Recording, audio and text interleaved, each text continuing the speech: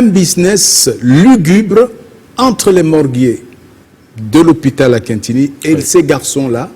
Qu'est-ce qui se passait? Ils se sont rendus compte que les jeunes garçons repartaient de l'hôpital avec des ballots, des serviettes. La gendarmerie était venue pensant que c'était des serviettes des malades qu'on a dérobées. Ah mais non!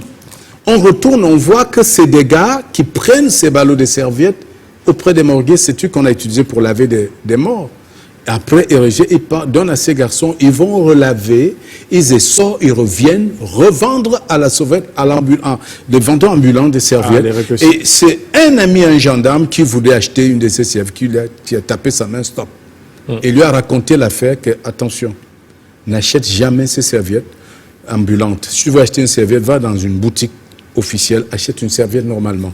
Vous voyez à quel niveau notre vie est exposée. Non seulement on a un poison organique dans notre organisme, parce que le poisson fumé même est déjà dangereux, tout est dangereux. À plus forte raison, fumer avec des tissus. Les tissus est fait à base de matières synthétiques et chimiques.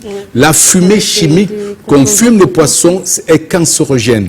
On décommande même de manger du poisson fumé sans enlever la peau. Il faut enlever, et déjà même tout ce qui est fumé est dangereux et cancérogène. La fumée n'est pas bonne, surtout une fumée issue des tissus, des torchons, issus des couvertures brûlées. Attention, c'est alors le haut niveau de toxicité. Et vous voyez pourquoi. Vous pouvez faire une maladie respiratoire. Vous n'êtes pas fumeur, vous ne buvez pas, mais on vous dit que vous avez des problèmes aux poumons. Simplement parce que vous avez mangé du poisson fumé.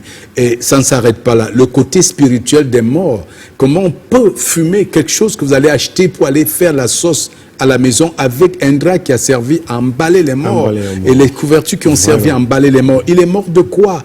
Comment était son état au moment où on a éliminé la mort? Qu'est-ce qu'il y avait sur ces draps? On vous brûle tout ça dans le feu. Et vous verrez, fumer le poisson pour vendre aux gens. Parler d'intoxication alimentaire. Ah oui, et les gens en meurent sans savoir d'où vient cette intoxication alimentaire. Et pire encore, les maladies spirituelles. Vous avez, parfois vous mangez un truc, après vos enfants sont bizarres, vous-même vous êtes bizarre, vous ne comprenez pas, on accuse des gens au village alors que vous avez acheté ça dans le poisson fumé.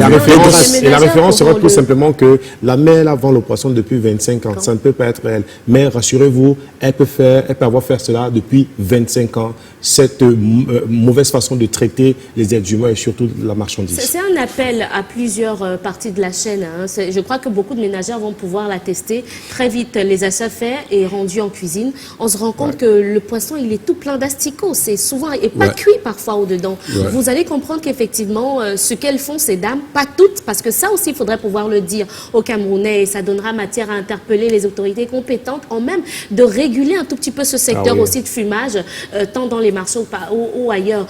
Ce que je voulais avoir à préciser, effectivement, c'est que le fait que ce soit ces torchons qui se brûlent en lieu et place du bois, la fumée qui remonte